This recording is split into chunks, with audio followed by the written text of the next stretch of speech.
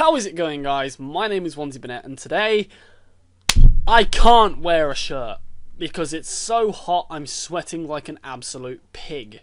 If I put a shirt on, I will probably pass out before this episode. It's 30 degrees in England, in Birmingham, and I can't deal. So today, I'm going to have to be shirtless, and I'm not a fan of doing that ever, but what can I do? It's either that or pass out on screen, and I really don't want to do that, so... Anyway, in the last episode, I thought we were going to end up finally finding out whose route we were on, and I think we have a bit of a clue.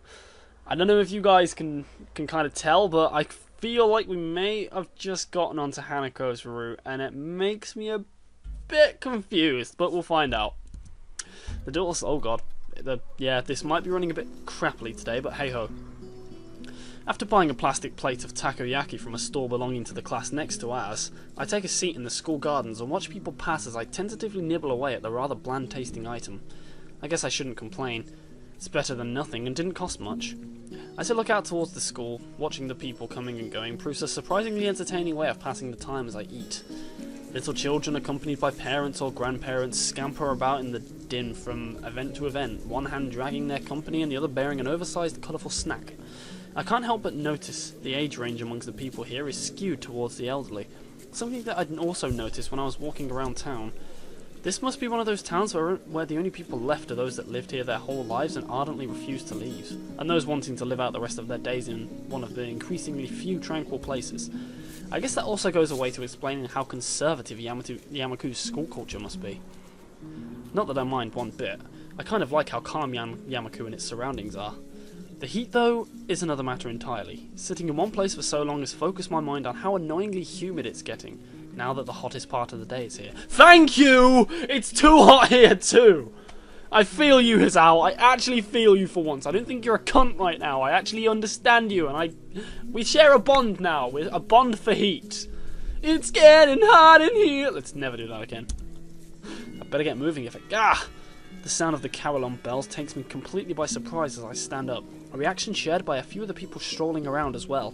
The PA system crackles to life after the tolling bells end. Its A shows as the principal makes a barely intelligible announcement over it, officially opening the festival that's very much in full swing. It's quite amusing to contrast the pleasant smiles of the older folk against the alternatively pained and bored grimaces of their younger charges. The students, on the other hand, seem to pay little heed. Nevertheless, as the address finally ends, all are united in polite, if not overly enthusiastic applause, and then get back to business. Slipping a hand in my pocket to look as relaxed as possible, I casually glance around for something to do. It's somewhat difficult to see very far with all the people around. I decide to fall back on a tried and trusted rule: go where everyone else seems to be gathering. Right now, that's the school courtyard and surroundings. Throwing the plate into a trash can, I make my way towards the school building. Seeing the number of stalls around the perimeter of the school building surprises me. Quite a few of the classes must have opted to have multiple stalls. In deciding which to visit first, I catch a sight of a familiar banner with a blue patterned border and red text. Lily's stall is as good a place to start as any. I'm curious as to how it's going, after all of the work she and her class have been doing for it. Stepping up to it, I begin to see why the class took so long to organise everything. Easily twice as wide as many of the other stalls, and with the equipment for cooking strewn everywhere, it's closer to an outdoor restaurant than a festival event. That's a lot of bottles, and I can't recognise... Oh, there's a Coca-Cola stall. I can see that in the umbrella, the parasol. That's a Coca-Cola thing. What else have we got? I don't recognise the rest of that, but I can see there's a Coca-Cola thing, so that's one. Everybody gets one. As a student in front of me takes a bowl of noodles and leaves, I walk up to the counter. The girl behind it seems quite exasperated, and asks me to wait a moment before she disappears underneath the counter. Seizing the moment, I take a quick glance around. Steam seems to be rising from everywhere as pots and pans simmer away. The most blind of the students are unpacking ingredients while being helped by someone who is probably the teacher of 3-2. It doesn't take long to notice Lily among them, talking with the teacher as she quickly counts out the boxes and packets with her fingers. From her expression and the fact that both she and the teacher seem to be in a state of mild confusion, it appears that there has been some problem in coordination. Before I can stare any longer, the girl behind the counter pops up again, only to look back and ask where the spare change box is.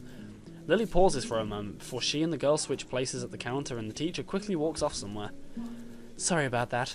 We're having a few problems. What would you like? It's crashed on me? No, has it? Nope, there we are. I thought the game had crashed. I've been having some computer problems recently. Oh, I guess some miso soup? Ah, is that his owl? Yep. Looks like you're pretty busy. Her face all but confirms it as she drops her waitress facade. Somewhere along the line, our order got mixed up. We're trying to fix it now, but it looks like we only have half of what we needed. Wouldn't serving smaller portions cover the problem? It seems like that's what we'll have to do, though I wish we didn't. The fact that a good half of our class is gone doesn't help either. I glance behind her to see how many people are actually operating the stall. It couldn't be over about 8. I take it that's why your teacher left. That's right. She's going to try and round up a few more of our classmates to help. Hearing the sound of footsteps behind me, I stealthily glance backwards to see an elderly couple taking place in the line, so I guess I'd better stop loitering around and chatting. Here's the money for the soup. Soup? Oh, right. Coming right up. Lily turns and calls for a bowl of miso soup as I hand the money over for it. Taking the coins in her palm, I can't help but notice how efficiently she counts them out with her long, pale fingers. Eventually, satisfied that I've handed over the correct change, she puts it in the small metal tray. It isn't long before the soup is made and carefully handed to her, after which she turns and subsequently passes it to me. Thanks. I'll come back to drop off the bowl. Thank you, Hisao. Oh, there is one other thing. Have you seen Hanako? Hanako? No, not today. Why? She gives a small sigh of abject disappointment. It's okay. I was just wondering what she was doing for the festival. You'll come back when you're done then? Sure. I'll keep an eye out for Hanako too. Thank you, Hisao. I walk off from the stall and find a seat, carefully cradling the steaming wooden bowl in both hands. Compared to the dumplings from before, this is quite nice. A little cool compared to what it probably should be, perhaps, but the flavour is enough to cover for that reasonably well. As I drink, I can't help but feel somewhat guilty for not being as involved in the festival as the others. It can't really be helped, considering I was dropped into the school only a week ago, but it still weighs heavily on my mind. That and the fact that a few students don't seem to really be enjoying the festival as much as the visitors. Eventually I finish the bowl and leave for the stall to drop it off. Considering that there seems to be no line at all, I take my time walking up. It seems that the teacher's mission paid off. There are now over a dozen students helping, and much of the unpacking has been done. Despite most of them seeming quite relaxed as they work, Lily still appears to be somewhat stressed. Lily doesn't look impressed at all, and I really can't blame her. On top of her issues with her stall, she seems to be so worried about Hanako. I can't really help her with the former, so I guess the only way I can help is by trying to take her mind off our shy mutual friend. Placing the bowl back on the counter, I call out to Lily. Hey Lily, don't worry about Hanako. I'll go find her and hang out with her, okay? I can see Lily's relief plainly written across her face. There are a load of kids screaming outside. Shut up! I'm not that type of person. Thanks, Hisao. And if you see anyone from my class, can you tell them to come back here, please? Will do. Have a good one. And make sure you take a break, okay? I will if I can. See you later, Hisao. I leave Lily in the stall and head out in search of Hanako. In a way, I feel bad for leaving her with the crowds, but even though she was clearly under pressure, I can't help but think that she is enjoying herself. The halls are packed with swaying crowds meandering throughout the festival. If there's one thing I know about Hanako, it's that she's not going to be anywhere near this. And with the students showing their friends and family the dorms, I doubt she'll be there either. Following the blind intuition, I move against the grain of the crowd. Thankfully, this crowd seems to be slightly less festive than your usual festival crowd. I assume this is out of consideration for the student body. As I force my way through the masses, it doesn't take long for them to thin down into nothingness. Ah, that face is very, very creepy. This is not surprising since I'm standing before the library. Even the most eager of students don't bother to show anyone this section of the school.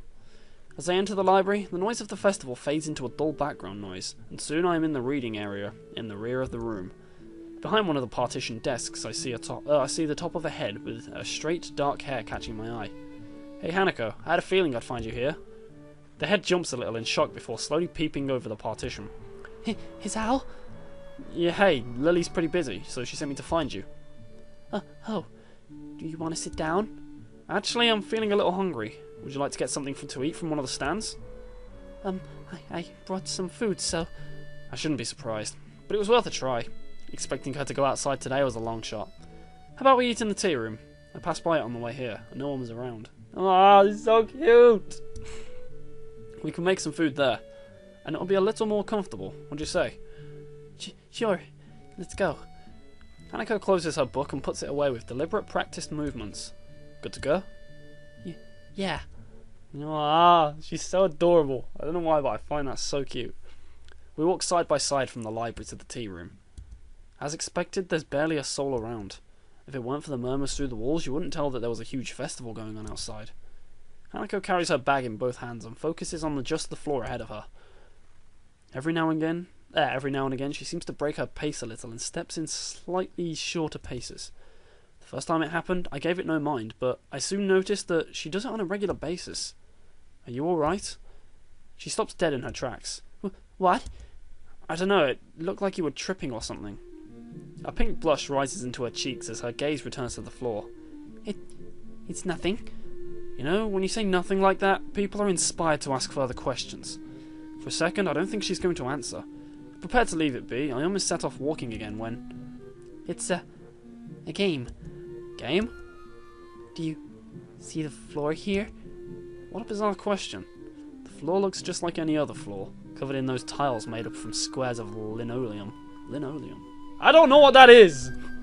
Nothing noteworthy. Well, yes, what about it? Sometimes, when there's no one around, I only step on the darker ones. Hanako's voice trails off as her explanation continues, until I can barely hear her voice over the roaring silence of the empty hall. Darker ones? Shuffling her feet, Hanako points to the toe of her shoe at a tile that's barely a shade darker than the others. Like these ones. Oh, right, so these ones are no good? Points out a nearby tile. Yeah, something like that. Oh, I see. Did you play this game a lot? Hanako shakes her head. Just when the halls are empty? She nods. Well then, no point in stopping. I'm beginning to get really hungry. She nods again, this time with a little more enthusiasm. Well then, let's go. We set off down the hall, and this time I notice that Hanako is paying a little less attention to the floor. I wonder, just how lonely does someone have to be to come up with a game like that? Ah, stop it! You're going to give me feels! And Mickey doesn't want the feels either. Before I realise what I'm doing, I find myself trying to aim each step so it lands on the correct tiles. The noise of the festival is slightly louder inside the tea room, but the breeze coming through the open window makes it worth it. Without thinking, I walk to the windowsill and inhale deeply. I sometimes forget how clean the air is compared to back home. Would you like some tea? That would be great, thanks. It occurs to me that this is the first time I've been alone with Hanako without her trying to be somewhere else. Turning from the window, I watch as she's... That's not true, actually! The library! The other day! That's a lie! Is that what are you lying for? Why the fuck you lying? Turning from the window, I watch as she makes a simple pot of tea and arranges some sandwiches onto a plate. I've seen her do this before a number of times, but this time she seems slightly different. It's like she's calm. Eventually she places the small tray on the table and pours 2 cups of tea. The fresh scent of brewed tea mingles with the breeze, and for a second I feel like I'm the only one in the world. I think I know why you like this room now. I don't know what you mean. Well, there are quite a few people out there, but in here it's like another world. You can pretend that there's no one around for miles. You're right. It's like the world has forgotten this room. And because of that, you can forget about the outside. That would be appealing in some cases. As far as I can tell, conventional bullying doesn't exist in this school. But then again, I haven't seen a single person talk to Hanako besides Lily. That's, again, not true, since Hanako spoke to Misha and Shizune not 2 episodes ago.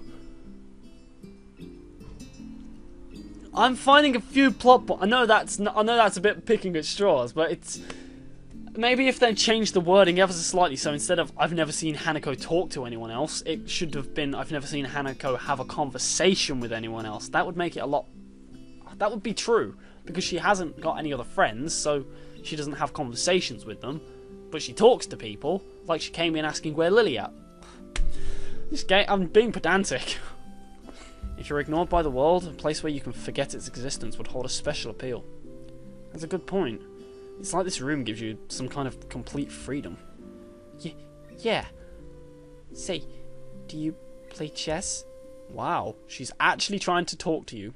Chess? I've played it a bit, I guess. I take it you've played before? A little. Without saying anything more, Hanako moves to one of the cupboards and digs out a small chess set. Do you want... Sure, why not? I cut her off, but she doesn't seem to mind it. Aww. We arrange the pieces, and before long we're sending pawns charging to their inevitable fates. I take my time and intently examine each move and its consequences. Nostalgia for the game taking second place to the matters at hand.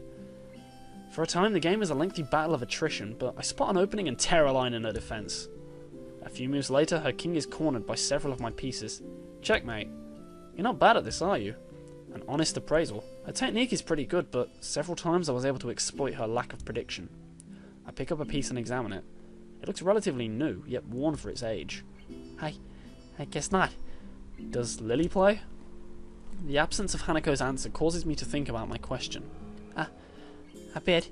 Well, she's kind of blind. It would be a bit difficult for her to play. Not being prejudiced or anything, I'm just saying if you can't see the board physically, you have to feel it. You're going to be knocking pieces over, and it's going to be really awkward, and it's going to be quite difficult, so I can understand why Lily wouldn't want to be playing chess too much.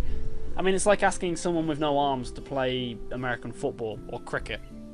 You can't really pick up a bat with your feet, and then it's strange. This is the first time I've played against someone other than her, or... She cuts herself off abruptly, leaving the answer hanging in the air. Someone she knew before coming to Yamaku, maybe? Well then, I'm honoured to have played against you. Can we play again? She asks as if she were asking me to cut off my own hands. The spirit of competition's got into her? Sure, though don't expect me to go easy on you this time. Not that I was before, mind. She seems to appreciate the competitive tone. Same here. As we're setting up the pieces, there's a noise at the door. Good afternoon. Lily. Lily. Oh, hey there, Lily. Are you finished? You both are here? Wonderful. At any rate, our teacher managed to round up some extra help, so I was able to leave. Have you been here since you left? Pretty much. We've just been playing a bit of chess. Wow. I thought that was wow. I don't know, I'm tired and I'm hot and I'm starting to get sticky and I don't like it. Would you like a cup of tea? Actually, I think it may be a good idea to go outside for a little while. The instant drop in Hanako's face shows her objection to this plan, even though she says nothing. I feel strangely compelled to voice what is plainly in view on her face, but Lily can't see. I kinda think we should just stay here. Really? It's so crowded here that I was thinking we should leave the school and head for the local tea house. You mean the Shanghai? Of course. With everyone at the festival, it should be practically empty. Tea house? Oh, that's right, you probably don't know of it. There is a tea house not far from here, which we go to every so often. Sounds like a plan. Hanako, what do you think? Hanako jumps a little at being forced into the conversation, but at least she seems less distraught than before. If it's the Shanghai, I think it'll be nice. Well then, it's settled. Let's be on our way. Hanako and I rise from the table at our preempted chess game. Before I can do anything, Hanako has poured the pieces into a small container and placed the board away. Looks like we're ready now. Please lead on. Hanako moves to Lily's side and we venture onto the school's corridors. The pair leads me through a series of unfamiliar doors and we emerge on the side of the building opposite to the festival grounds. Insulated by the heavy stone of the building, the noise from the crowd has faded to a murmur. Strange. I thought that most people would be beginning to leave by now. They're probably here to view the fireworks. Fireworks? Yes. Apparently the school puts on quite a show. A lot of people come from town just to watch them. Lily's decision to leave the school grounds seems to make sense now. Hanako would probably have a hard time with the whole town descending onto the school, or ascending as the case may be. For the second time since arriving at Yamaku, I find myself walking down this road with Lily. Only now that I can hear the incessant noise of the festival, do I realise how loud it was. I can hear my ears ringing slightly in the still evening air as they recover from the day's assault on them. Mate! Clean your ears! You got too much wax, fam! Hanako clings to Lily but still manages to guide her along the road. That and avoiding the occasional gaze from the curious pedestrians appears to completely sap her constitution. She rarely raises her focus from the ground in front of her, nor does she utter a word. Lily, on the other hand, maintains her prim and proper persona just as she does in school. It's obvious she purposely puts effort into her appearance rather than hiding it as Hanako does. It's striking how different they are in their way of holding themselves outside of Yamaku's grounds. That said, it's obvious in both their cases that they do visibly change. Inside Yamaku, everyone is special, which negates the specialness of it. But once we venture outside the school gates, we are returned to the status as outsider and generic labels. Especially when we're in the school uniform, it's like hanging a sign around your neck, challenging people to find out what's wrong with you. I'm surprised that so many of the students keep it on. Then again, with canes and wheelchairs common ground among the students, I guess it's not really that much of a giveaway. Or maybe I'm the only one that sees this as a stigma. Maybe you get used to it after a time, like any other school uniform. The tea house seems fairly standard from the outside, just an ordinary building with typical signs decorating the entrance. I don't want to go in here, because it will remind me of Emmy. It looks like the type of place you'd walk by without thought, just another generic cafe in a sea of thousands.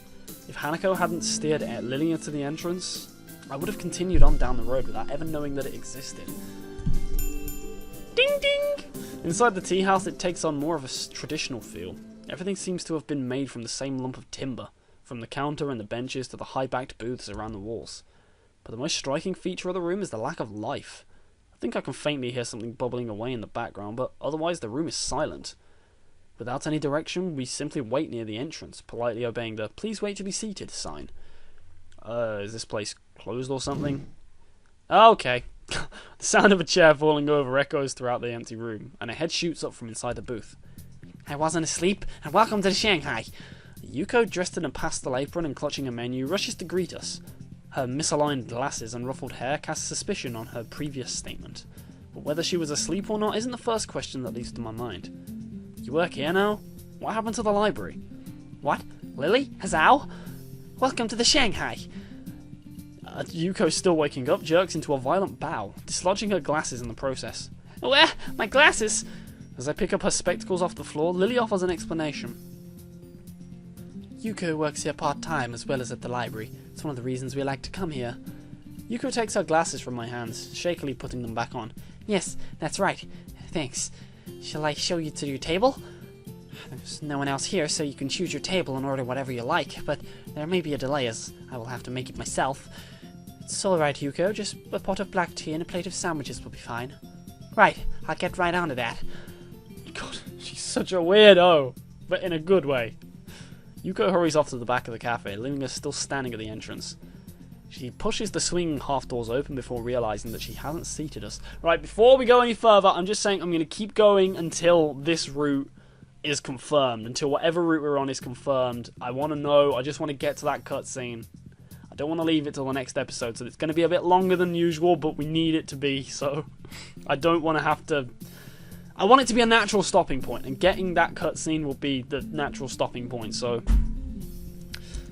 I'm sorry, please sit wherever you'd like, I'll be right back. Damn it. Following her advice, I lead Lily to the nearest booth as Hanako follows. As I begin to sit next to Lily, I realise how appropriate this place is for Hanako. The high-backed booths totally separate you from the rest of the room, and it doesn't look like it gets all that many customers.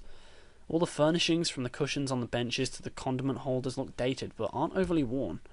I wonder if Lily deliberately selects places like this to take Hanako. She seems like the type that would go to lengths to cater Hanako's unique predicament. So, Hazao, I didn't know you played chess. Well, not very well, but I do know how to play. I suppose the obvious question would be now, who won? Lily's innocent smile makes me hesitate. I don't really want to look like I'm lauding my victory over Hanako. Hazao did. Yes, but not by much. Damn. Saying that out loud makes me feel like I've done something terrible. Well done, Hazao. You've accomplished something I've only ever failed at. Thanks. I haven't played in ages, so it felt good to play again. Yes, it did.